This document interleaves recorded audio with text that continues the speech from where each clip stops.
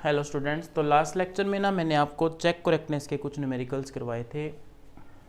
काफ़ी बच्चों ने उनको बहुत ट्राई भी किया है, उनके मैसेजेस आ रहे हैं मेरे पास लगातार। ठीक है, देखो मैसेज उसी का आ सकता है जो प्रॉब्लम को बार बार सोल्व कर रहा हो, उसको प्रॉब्लम्स आ रही हो। ठीक है, तो आप अपनी प्रॉब्लम जो भी हैं किसी क्वेश्चन से रिलेटेड वो आराम से पूछ सकते हैं, कोई प्रॉब्लम नहीं है। ठीक है, अभी हम सेकंड टाइप को एक्सप्लेन करने जा रहे हैं। सेकंड टाइप मैं इसमें बना लेता हूँ टू ड्राइव द, देखो सेकंड टाइप में, टाइप 2 में हम कर लेते हैं question to derive the relation between various physical quantity. तो ये यूज बताया था मैंने आपको, डायमेंशन फार्मूले का ये यूज होता है। तो इसके क्वेश्चन करते हैं आज। ठीक है, देखिए स्टेटमेंट आपको इस पे किस तरह से दी होगी। इस स्टेटमेंट, इनकी सभी न्यूमेरिकल के, ऑलमोस्ट सभी न्यूमेरिकल की स्टेटमेंट में आपको एक वर्ड मिलेगा डिपेंड अपॉन। ठीक है ना, तो मैं एक स्टेटमेंट राइट करता हूं। देखिए क्वेश्चन है ये, ऑब्टेन an expression for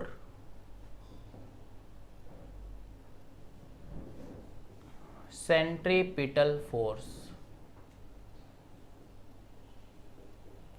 देखो सेंट्रीपिटल फोर्स है ना, वो तभी लगती है जब कोई बॉडी सर्कुलर पाथ में रिवॉल्व कर रही हो।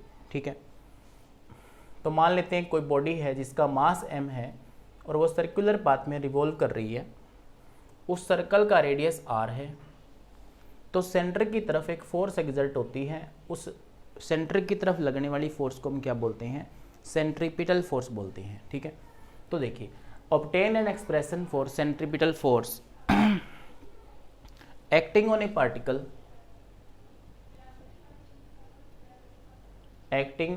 Particle of mass m। उस पार्टिकल का मास हमें m दिया हुआ है। ठीक है, moving with velocity v in circular path of radius r, in circular path of radius r। तो पूछ रहा है हमसे कि देन फाइंड डायमेंशनल या देन फाइंड फिजिकल फॉर्मूला। तो क्या ड्राइव करना है हमें, फाइंड फिजिकल फॉर्मूला। तो देखिए स्टेटमेंट में क्या है, जो फोर्स है ना, फोर्स सेंट्रीपिटल फोर्स, वो डिपेंड कर रही है किस किस पे, मास पे, वेलोसिटी पे और रेडियस पे। मतलब जो क्वांटिटी जिन चीज़ों पे डिपेंड कर रही है उनको हम एक तरफ लिख लेंगे। ठीक है, उनकी कुछ पावर्स लगा लेंगे ए, बी और सी अपनी तरफ से। इतना स्टेप समझ में आ गया होगा सबको। फिर देखिए उसके बाद हम डायमेंशनल फार्मूलों को राइट करते हैं। जैसे कि फोर्स का डायमेंशनल फार्मूला क्या होता है, m1 L1 T-2 प्रोपोर्शनल है। मास है तो मास का कितना होता है, m1 L0 T0, पावर क्या होगी a, पावर क्या होगी a। तो वेलोसिटी का क्या होगा, m0 L1 T-1, पावर कितनी है b। ठीक है, r यहाँ पे क्या होता है, डिस्टेंस होता है, रेडियस है। तो m0 L1 T0, पावर कितनी हो जाएगी c। इतना क्लियर हो गया। ठीक है ना, तो m1 L1 T-2, यहाँ पे प्रोपोर्शनलिटी का साइन है वो आप लगाए रखेंगे। उसके बाद देखिए अब ना यहाँ पे 3 ब्रैकेट्स हैं, स्क्वायर ब्रैकेट है 1, 2 और 3, और उनकी कुछ पावर्स हैं a, b और c। तो हम इनकी पावर्स को पहले सोल्व कर लेते हैं। देखिए मास की पावर 1 से a को मल्टीप्लाई करेंगे, क्या आएगा a। यहाँ m की पावर कितनी है 0, बी से मल्टीप्लाई करेंगे कुछ ही नहीं आना, यहाँ पे भी कितनी है 0, तो यानी कि इन तीनों ब्रैकेट में मास की पावर क्या आई, ओनली ए। अब देखिए लेंथ के लिए सॉल्व करते हैं, 0 इंटू ए कितना हो जाएगा 0, 1 इंटू बी कितना होएगा बी, अब 1 इंटू सी कितना होएगा प्लस सी। देखिए बेस सेम है तो पावर तो ऐड होनी थी, ठीक है। अब टी के लिए देख लेते हैं, 0 इंटू ए 0 ही आएगा, -1 इंटू बी माइनस बी, यहाँ से टी की पावर 0 इंटू सी 0, तो ये इतना आ गया। बताओ यहाँ तक क्लियर है सबको।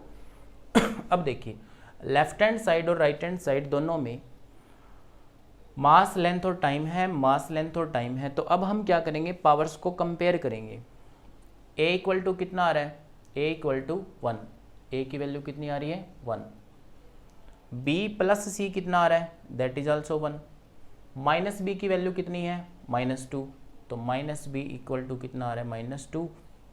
ये स्टेप क्लियर हो गया आपको। देखिए ए की वैल्यू 1 है, बी की वैल्यू 2 है, अब जो b की वैल्यू 2 है उसको मैं इस इक्वेशन में पुट करूंगा तो क्या आएगा 2 प्लस सी इक्वल टू 1, तो c इक्वल टू क्या आ जाएगा -1। बताओ इतना क्लियर है। a b और c की जो वैल्यू आई है, ये स्टार्टिंग में जो हमने इक्वेशन बनाई थी वहाँ पे इन वैल्यूज को पुट करेंगे, जो आंसर आएगा, जो फार्मूला आएगा वही इसका क्या होगा फिजिकल फार्मूला। तो देखिए कैसे होगा, हम बोल सकते हैं यहाँ पे कि put A B C in equation 1, जैसे 1 में पुट करेंगे तो फोर्स क्या आ जाएगी F प्रोपोर्शनल टू मास की पावर कितनी है भाई A है, तो A की वैल्यू कितनी हो जाएगी 1, वेलोसिटी की पावर कितनी है B की वैल्यू 2 है, तो M की V की पावर 2 हो जाएगी, ठीक है। R की पावर C है तो C की वैल्यू कितनी है -1, तो देखिए R की पावर -1। अब जिसकी पावर -1 होती है उसको हम कहाँ लिख सकते हैं, डिनोमिनेटर में लिख सकते हैं, तो mv² अपॉन r हो जाएगा। ये फॉर्मूला होता है किसका, सेंट्रीपिटल फोर्स का। अभी एक क्वेश्चन और देखिए, इस पे 2-3 क्वेश्चन करेंगे इस पे, ठीक है, फिर उसके बाद ये आपको अच्छे से क्लियर हो जाएगी। फिर भी ना हो तो मेरे को बता देना, ठीक है। तो क्वेश्चन है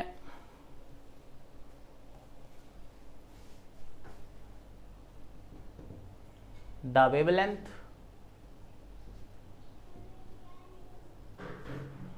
associated with a moving electron, the wavelength associated with moving electron depends on mass m, mass m पे डिपेंड कर रहा है, वेलोसिटी v पे कर रहा है, एंड प्लांक्स कांस्टेंट h। मालूम है ना Planck's constant h, dimension formula करवाया था आपको मैंने एनर्जी का फार्मूला निकाल के E equal to H mu के हिसाब से, तो वही उसी से निकालेंगे इसको। फाइंड फॉर्मूला फॉर वेवलेंथ, तो वेवलेंथ के लिए फॉर्मूला निकालना है हमने। तो देखिए कौन डिपेंड कर रहा है, किस पे कर रहा है, वेवलेंथ डिपेंड कर रही है किस पे, मास पे, वेलोसिटी पे और प्लांक्स कांस्टेंट h पे। हम क्या करते हैं अपनी तरफ से पावर सेलेक्ट करते हैं ABC और इक्वेशन लेट कर लेते हैं 1। फिर ABC की वैल्यू को फाइंड आउट करने के लिए हम फर्दर इसको सॉल्व करते हैं। तो देखिए देखो जो ये लैम्डा होता है दैट इज वेवलेंथ, तो वेवलेंथ का डायमेंशन फार्मूला क्या आएगा m0 L1 T0। मास होता है, मास का फॉर्मूला आप सबको पता है m1 L0 T0। वेलोसिटी का डायमेंशन फार्मूला सबको पता है m0 L1 T-1। अब बात आती है प्लांक्स कांस्टेंट की। तो प्लांक्स कांस्टेंट का डायमेंशन फार्मूला हम फाइंड आउट कर लेते हैं, कैसे आएगा देखो। E इक्वल टू क्या होता है h म्यू फ्रीक्वेंसी, तो h इक्वल टू क्या लिखेंगे E बाय म्यू। तो ई यहाँ पे क्या है, एनर्जी। एनर्जी का कितना होता है, m1L2T-2। अगर किसी क्वांटिटी का फार्मूला आपको याद ना आ रहा हो तो आप एटलीस्ट उसके फार्मूले से पुट करके ये वैल्यू को निकाल सकते हैं। फ्रीक्वेंसी का कितना होता है, T⁻⁻1 होता है।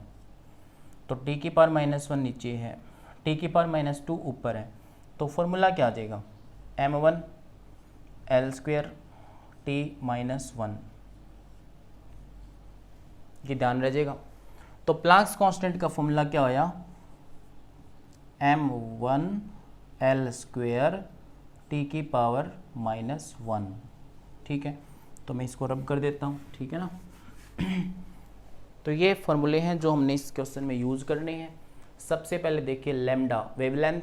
वेवलेंथ का क्या होगा, m0L1T0, और वो किसके प्रोपोर्शनल है, मास। तो मास का यहाँ पे कितना आएगा, m1L0T0, पावर कितनी है, a। वेलोसिटी का कितना आएगा, m0L1T-1, पावर b। और h का कितना है, m1L2T-1, इसकी पावर c हो जाएगी। अब हम ABC की वैल्यू फाइंड आउट करने के लिए इनको पहले सोल्व कर लेते हैं। m0L1T0 प्रोपोर्शनल है, यहाँ से देखो मास, मास और मास। तो मास की पावर कितनी है, 1 की मल्टीप्लाई a से करो, कितना आएगा, m की पावर a। यहाँ से 0 की b से करेंगे 0 ही रहेगा, यहाँ से 1 की c से करेंगे तो प्लस का क्या आ जाएगा, c। इतना क्लियर। लेंथ की पावर देखो, 0 इंटू a 0, 1 इंटू b तो b आएगा, प्लस में क्या आएगा, 2c।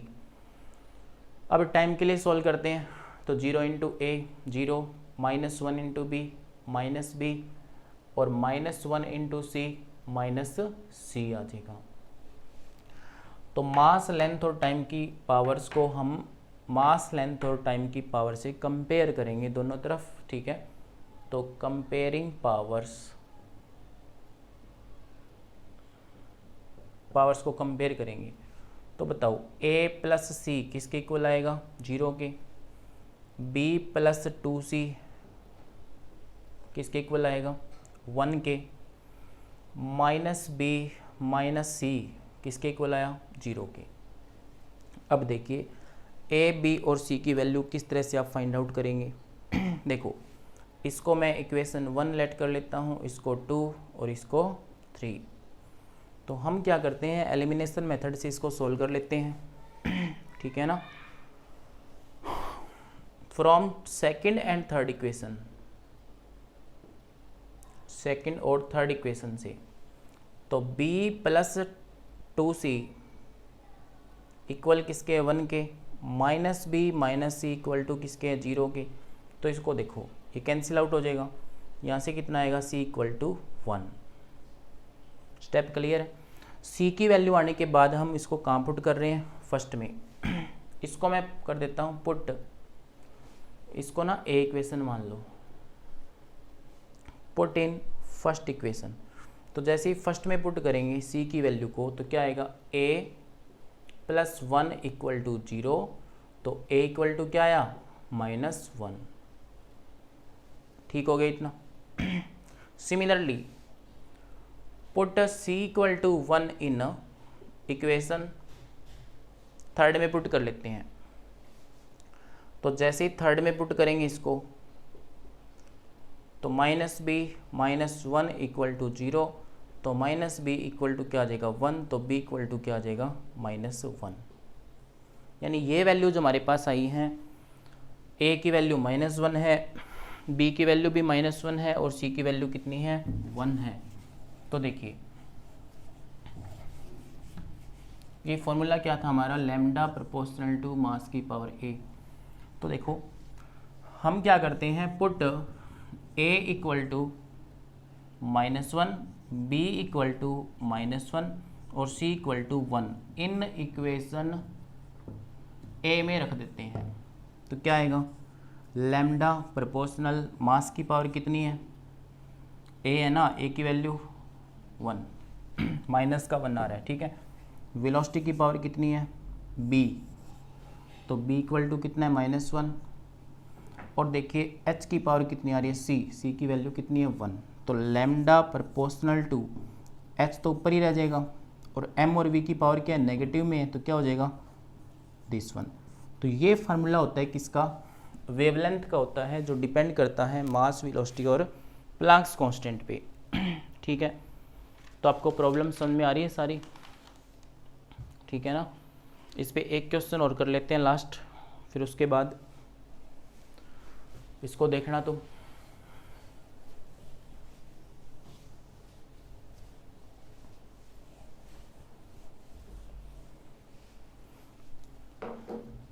देखिए क्वेश्चन है the frequency of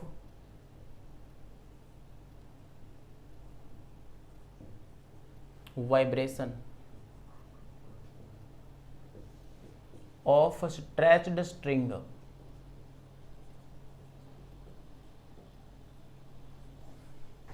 depends on, आपको फर्स्ट फैक्टर दिया हुआ है जिस पे वो डिपेंड कर रहे हैं, लेंथ पे, सेकंड दिया हुआ है मास पर यूनिट लेंथ पे,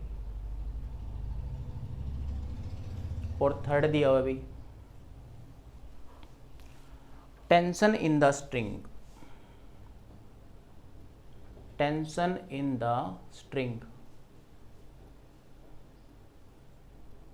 ठीक है। तो ये क्वेश्चन क्या है, देखिए फ्रीक्वेंसी है वो डिपेंड कर रही है किस पे, लेंथ पे, मास पर यूनिट लेंथ पे और टेंशन पे। इसमें ध्यान देना है जो m है ना, m मास है, ये मास पर यूनिट लेंथ है, मतलब m/l है, इस पर अच्छे से ध्यान देना है। तो हम क्या करते हैं, इनकी पावर सेलेक्ट कर लेते हैं a, b और c। फॉर्मूले मैं आपको यहाँ पे बता देता हूँ सारे फटाफट। फ्रीक्वेंसी क्या होती है, t की पावर -1, लेंथ का आपको मालूम ही है कितना होता है l, मास पर यूनिट लेंथ का ध्यान देना यहाँ पे, मास पर यूनिट लेंथ का फॉर्मूला क्या आएगा ml-1, और लास्ट है टेंशन। टेंशन का फॉर्मूला वही होता है जो फोर्स का डायमेंशन होता है m1L1T-2। तो ये फॉर्मूले हम यूज करेंगे इस क्वेश्चन में। तो पुट कर लेते हैं सबसे पहले फ्रीक्वेंसी का कितना होता है m0L0T-1 प्रोपोर्शनल है। अब लेंथ है, लेंथ का फॉर्मूला बताओ, फटाफट बताओ, L1T0, पावर सारे की कितनी है a, मास का क्या आएगा यानी कि यहाँ पे मास पर यूनिट लेंथ है, तो क्या लिखेंगे ml-1, मतलब m1L-1 t की पावर 0, और इसकी पावर कितनी हो जाएगी b, और टेंशन जो दिया हुआ है दैट इज m1L1T-2, और पावर क्या हो जाएगी c, ठीक है। तो m0L0T-1, अब देखो 0 इंटू ए, मास के लिए सॉल्व कर रहे हैं पहले, 0 ही आएगा, 1 इंटू बी, तो that is b, 1 into C, plus का क्या हो जाएगा c, क्योंकि मल्टीप्लाई में पावर ऐड होती है। लेंथ के लिए a, यहाँ से लेंथ कितनी आएगी -b, यहाँ से लेंथ कितनी आएगी प्लस का c, ओके।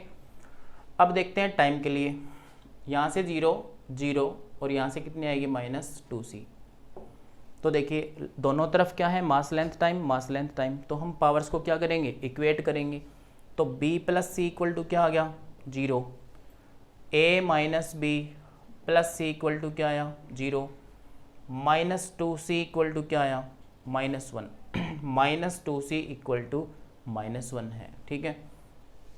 तो सबसे पहले हम c की वैल्यू फाइंड आउट इजीली कर सकते हैं, -a माइनस कैंसिल आउट, तो c कितना आ जाएगा मेरे पास 1/2।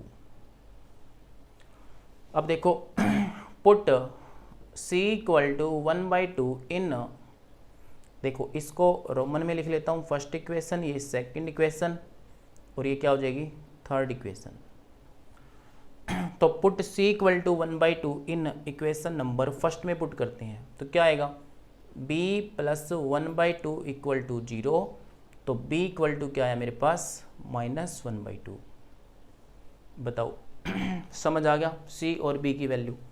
अब क्या करते हैं, c की वैल्यू 1/2 और b की वैल्यू -1/2 हम सेकेंड इक्वेशन में पुट करते हैं।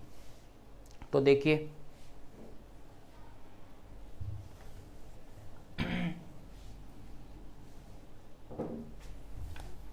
पुट करते हैं c इक्वल टू 1/2 और b equal to -1/2 in second equation, मतलब इस इक्वेशन में। तो क्या आएगा, a माइनस, अब b की वैल्यू पहले से किस में है, माइनस में है, तो -1/2 प्लस 1/2 इक्वल टू 0। सोल्व कर लो इसको, तो माइनस से माइनस क्या हो जाएगा, प्लस हो जाएगा, प्लस 1/2 प्लस 1/2 इक्वल टू 0, तो a प्लस 1 इक्वल टू 0, तो मतलब a इक्वल टू कितना आया, -1। बताओ a b c की वैल्यू तक आपको क्लियर है, बस अब इसको पुट करना है, इजीली आंसर आ जाएगा। देखो